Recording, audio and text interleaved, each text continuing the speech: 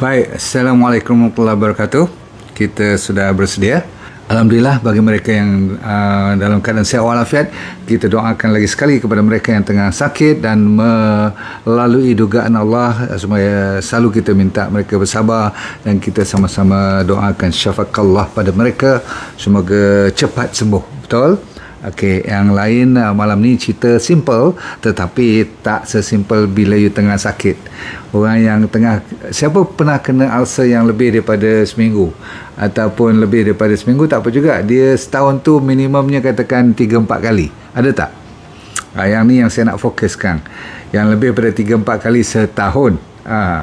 Pun dah dikira banyak dah tu, tapi setengah orang tu 3-4 kali sebulan. Jangan main. Saya baca kat sini ada yang pernah masa muda-muda dulu dia sakit, bila dah dewasa sikit sekarang ni dia kata Alhamdulillah. You pun tak tahu kenapa dulu ada dan sekarang tak ada. So boleh kita cuba kupaskan, mungkin dianya berlaku pada apa orang panggil family anda. Kalau anda tak kena, mungkin generasi yang akan datang pula kena.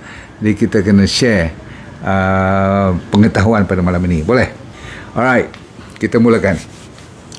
Ada beberapa jenis ulcer yang kita perlu belajar sedikit pada malam ni. Orang putih panggil canker sore ataupun cold sore, semua ni ada perbezaan. Tapi yang paling ramai kena dia panggil Upchurch ulcer. Tapi nama tu sekali you dengar, lupa terus sebab tak penting. Yang risau ialah bila kudis ataupun macam ulcer ni, bulat-bulat tu kan, yang merah-merah keliling tu, dan tengah-tengah tu kadang-kadang warna kuning, kadang-kadang warna putih-putih sikit. Yang kat luar tu memanglah merah dan pedih, dan kadang-kadang sampai you tak boleh bercakap pun, sampai mengganggu proses ataupun kehidupan you seharian, fungsi-fungsi you yang biasa, disebabkan dia rasa sakit tu. Dan sakit yang faham sajalah kat mulut kan, bila nak buka aja kadang-kadang dah sakit, nak bercakap sakit, nak makan lagilah sakit. Jadi macam mana nak enjoy hidup you kan?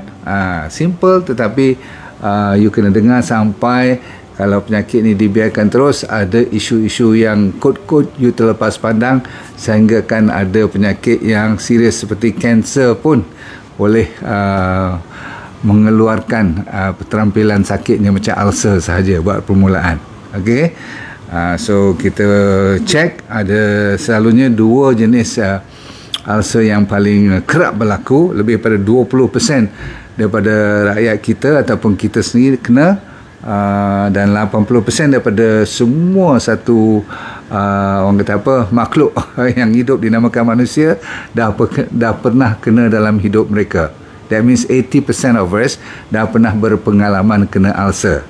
Cuma sikit banyak, kecil besar, ataupun dia sekejap atau lama. Okey.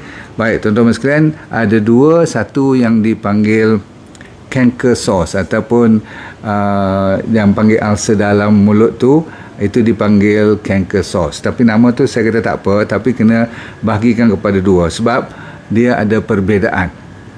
Satu yang dinamakan di dalam mulut, dia selalunya di dalam mulut. Okey. Belakang pada bibir you tengok, ataupun dalam mulut sendiri, kat lidah ataupun kat langit-langit, kat belah dalam ya, belah pipi. Itu satu jenis. Satu jenis lagi kat luar, yang you rasa kat luar pada bibir ataupun luar daripada mulut ni. Itu selalunya disebabkan oleh, yang kat luar tu oleh virus. Yang dalam tu ada kadang-kadang disebabkan oleh masalah beberapa yang saya cerita sekarang, iaitu contohnya katakan infection ataupun jangkitan yang dalam ataupun nombor dua disebabkan oleh tergigit ataupun you trauma lah, terbelaga ke, ataupun masa gosok gigi kita jolok ke, maksudnya luka.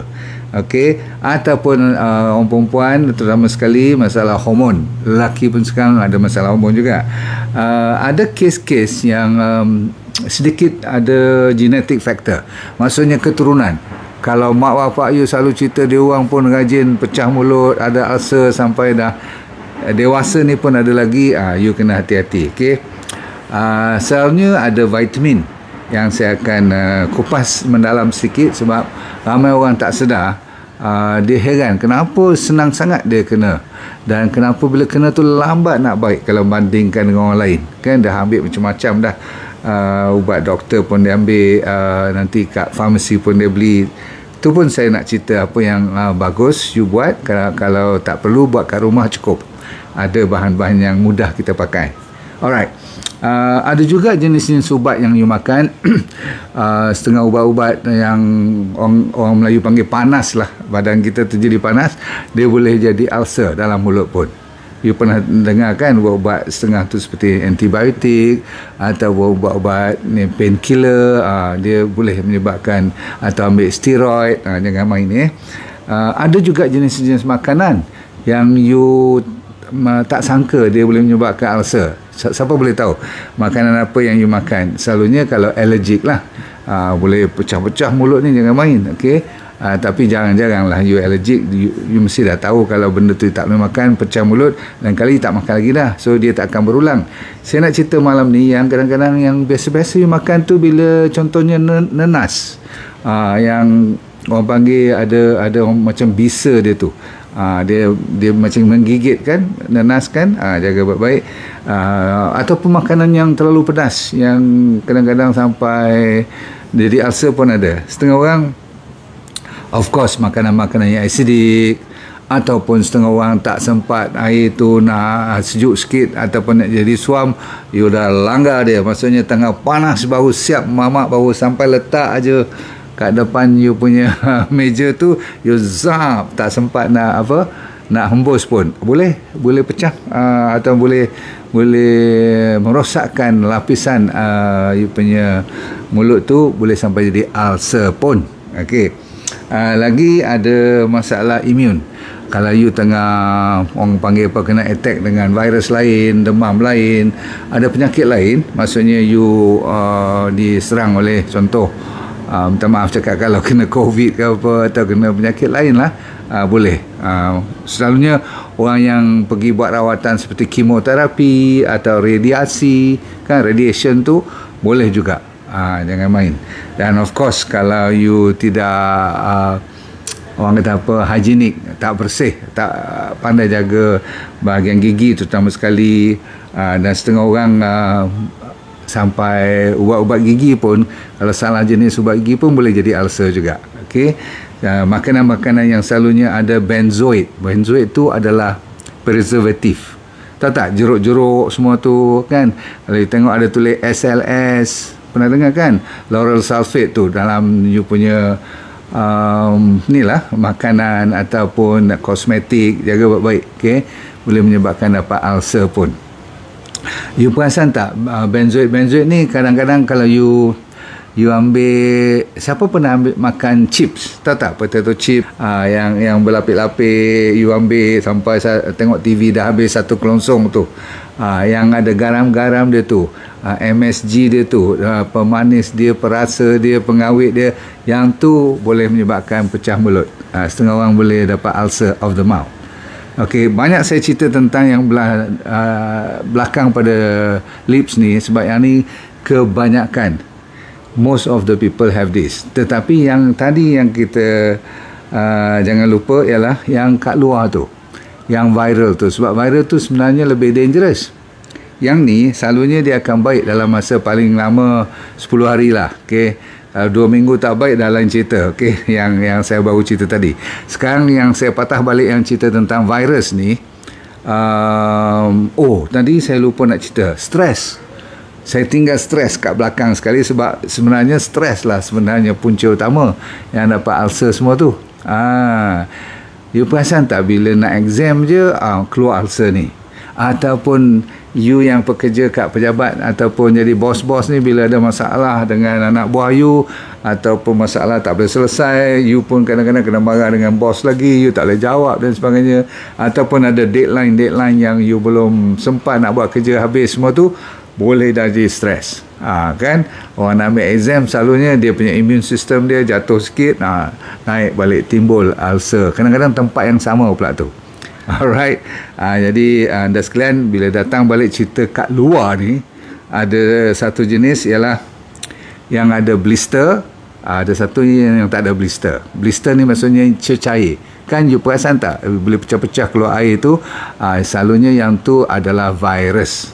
Dan virus ni, satu lagi you kena tahu, kalau dalam mulut dia jarang ada lebih daripada 2-3 lah katakan. Kalau 2-3 lebih tu dah kira banyak dah. Tetapi kalau yang kat luar tu, kadang-kadang dia kecil-kecil, dia boleh join ni, habis kat tepi-tepi ni atau kat bibir-bibir ni, cecair tu kadang-kadang boleh pecah-pecah, boleh meleleh, boleh jadi macam kuping pun, tahu tak, macam scar, ada parut-parut sikit, lepas tu dia naik lagi pun ada. Tak elok lah kalau kat luar ni, jadi macam huduh sikit, mulut kita terganggu, macam pecah-pecah bibir ni. So yang kat luar ni selalunya kita kena hati-hati sebab dia boleh disebabkan oleh herpes. Herpes ni satu virus yang boleh berjangkit. Di suami isteri, kalau masa husband tengah ada ulcer kat luar mulut semua ni, tolong tak payah dekat lah. Maksudnya tak payah tempuh-tempuh mulut, sebab dia boleh berjangkit. Sebab virus kan, dia boleh disebabkan oleh herpes. Jangan main kalau orang-orang yang ada HIV, ada AIDS semua tu, ni boleh mulut-mulut boleh orang kata apa, nampak gejala seperti ulcer ni. Satu lagi, orang yang kita lagi takut ialah kena sifilis, penyakit pembiakan melalui seks ni, yang berjangkit daripada seorang ke seorang tu, dahsyat. Selalunya orang ni dia akan komplain kat dia punya private part dia pun gatal-gatal, ada ulcer juga kat bahagian bawah sana. Selalunya kalau sampai mulut pun ada, itu bahaya sangat. Tolong bagi betulkan ni dulu, cari ubat. Dan budak-budak kecil pun kadang-kadang boleh kena masalah hand, foot and mouth. Pernah dengar kan dulu saya cerita tentang sakit apa tu, jangkitan tangan, mulut dan apa lagi kaki tu. Itu boleh sampai nampak lebih teruk lah, lebih dahsyat lah. Dan kadang-kadang you boleh kena kulat pun. Kulat tu maksudnya sampai ke dalam lidah, boleh jadi macam kapet warna putih tu, tebal je kan, habis. Dia panggil oral thrush. Okay, so bagi saya, kita sampai takat ni kita masih lagi boleh risau, tapi jangan over risau. Tetapi kalau lebih daripada 2-3 minggu dia tak nampak beransur pulih dan tidak sakit pula tu, faham tak? Yang tadi semua saya cerita ni sakit. Okay, dia pedih, dia perit, dia mengganggu kerja you. Tapi bila dia sampai peringkat ataupun you rasa tak sakit tapi ada ulcer, yang tu yang you kena risau. Siapa tahu kenapa? Sebab kanser mulut ni, dia nampak dia punya kudis ataupun ulcer, tapi dia tidak sakit. Yang menakutkan ialah bila dia tak sakit dan tiba-tiba you tengok-tengok you tak ada selera, berat badan you turun, you demam-demam yang tak teruk, malam-malam berpeluh. Itu contoh-contoh orang kata apa, kena buat biopsi dulu, kenal pasti sama ada kanser ni dah mula stage 2 ke stage 3. Sebab dah nampak tu tak mungkin stage 1 lagi dah. Dia dah mula, kalau gelenjar pun dah mula bengkak kat sini, kita takut dah stage 3. Stage, kalau dah sampai ke lain tu dah stage 4 kan. Tapi squamous cell carcinoma of the mouth ni kadang-kadang dia boleh kena daripada mulut pun boleh, daripada lidah pun boleh, daripada langit-langit, asalkan kalau terlalu lama tak baik, tolong cek dengan doktor. Baik, tadi saya janji pada anda ada beberapa jenis selain pada stres yang menjadi utama, dia berlaku tanpa you buat apa-apa pun, you tak sedar pun. Rupa-rupanya you rasa you makan cukup, diet you okey, tapi tidak balance. Satu. Nombor 2, tak cukup 1-2 vitamin ni yang lebih menjaga kulit-kulit you, perdarahan, dan juga sampaikan kalau you tak jaga betul, vitamin ni akan menyebabkan you akan jadi lemah badan you dan pecah mulut, maksudnya jadi ulcer, dan kadang-kadang sampai lidah pun jadi kembang, jadi bengkak. Lidah boleh jadi bengkak dan orang panggil apa, berkilat. Lidah boleh merah berkilat. Ini disebabkan ada lagi isu-isu sampai you dapat saraf-saraf you jadi kebas-kebas tangan. Dengan mulut tu dah lah sakit kan. Lepas tu you punya mata you tak berapa clear, Weh, dahsyat ni. Lepas tu sampai degupan jantung you pun dah meningkat. Rupa-rupa punya cek selalu mengantuk je, nampak pucat je. Rupanya tak cukup apa? Vitamin B12. Sebab itulah orang yang langsung tak makan benda-benda yang macam daging atau telur kan, kita kan tak galakkan you makan daging banyak dan sebagainya, betul. Tetapi sampai tak tempoh satu titik pun ataupun satu drop benda-benda yang senang dapat B12 ni. Dan B12 ni selalunya dapat daripada ni seafood, daripada organ food, ya, telur, yang tu boleh dapat. So, sebab tu saya lepaskan 2 hari seminggu untuk saya pun mendapat bahan-bahan yang Tuhan jadikan memang ada daripada daging-daging yang kalau boleh organik lah. Tapi setelah itu ada juga cara-cara kita dapatkan melalui sayur-sayuran seperti mushroom, seperti sauerkraut. Tahu sauerkraut kan? Apa? Sauerkraut ni jeruk gubis. Okey. Lepas tu kalau you nak ambil kimchi pun boleh, nak ambil wheatgrass daripada laut namanya rumpai laut. Semua-semua ni ada B12. Ya, kalau you pergi kat supermarket yang moden-moden ada nama nutritional yeast. Ya, beli, tulis kat situ nutritional yeast, dalam tu ada B12. Sedap lah tu benda tu. Okey. Kalau you nak ambil kat farmasi, disebabkan selalu sangat pecah mulut ni, you dah jaga diri semua, cuma vitamin B12 ni je tak cukup. You ambil nama metylcobalamin ni, B12, okey, metylcobalamin. Okey, ambil bukan cyanocobalamin, ambil metylcobalamin. Ingat, sebab yang ni lebih cepat baik. Selain daripada tu, kat rumah you gargle dengan air garam, ataupun siapa yang berani, kalau pedih sangat tu ambil pedap garam tu letak atas lidah tu, memang cun lah, pedih gila tapi cepat baik. Okay? Lagi ada jual macam-macam gel, macam Bonjela lah, Diflam, pernah pakai kan? Siapa yang sakit mulut, ini kawan rapat you lah kan. You boleh kumur, ada jual, yang bagi hilang sikit sakit tu, dia panggil apa, analgesic, ataupun boleh rasa macam kebas sedikit, hilang sakit lah. Sekurang-kurangnya sebelum you makan, you kumur dulu sikit, lepas tu you makan. Dia tahanlah setengah jam. Okay? Sementara dia nak baik balik. Okay? Sebab tu you kena kuatkan immunity you, dan cukup vitamin mineral you. Sebab apa? Dari sudut kecepatan datang bantuan daripada sel-sel yang bagus-bagus tu, supaya dia tidak, orang kata apa, malas nak betulkan you punya ulcer tu. Okay? So satu lagi dia panggil folic acid. Okay, pun semua ni dalam B vitamin lah. Nombor 2, you kena rajin cari vitamin C. Tahu vitamin C kan? Banyak lah, daripada lemon. Buat minuman banyak-banyak. Okay, minum hydration memang penting lah.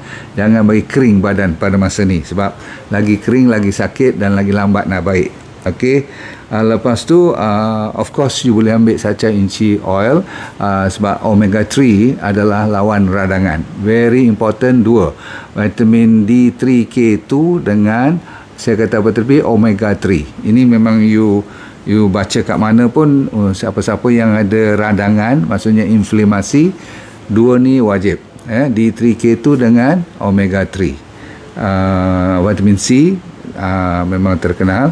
Dan tadi saya kata apa, B12.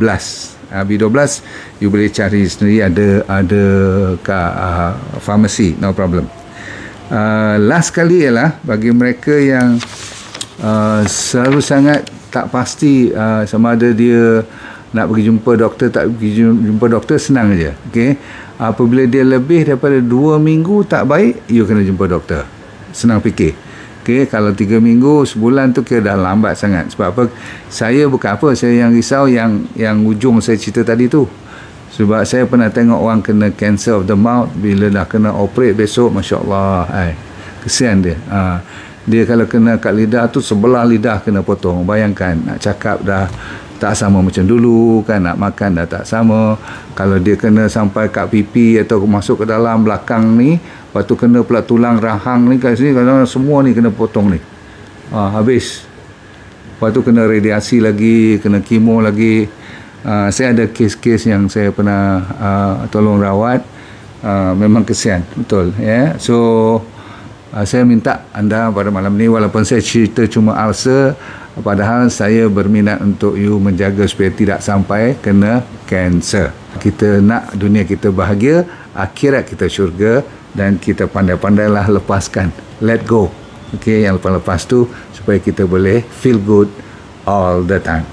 Assalamualaikum warahmatullahi wabarakatuh. Bye.